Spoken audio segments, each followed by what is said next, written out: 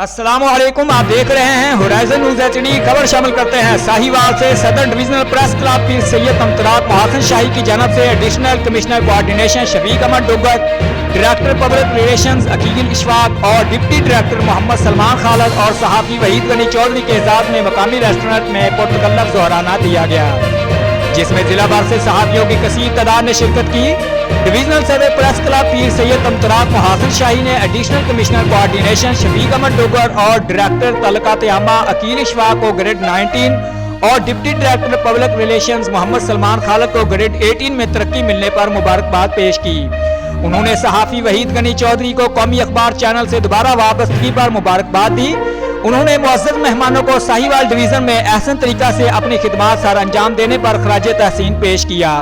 तकरीब के दौरान मुअज़्ज़ज़ मेहमानों ने पुरतकल्लफ ज़ोहराने पर सदर प्रेस क्लब का शुक्रिया अदा किया और उन्हें यकीन दिलाया कि वो आइंदा भी साहिवाल की बेहतरी और तामीर और तरक्की के लिए अपनी खिदमात जारी रखेंगे।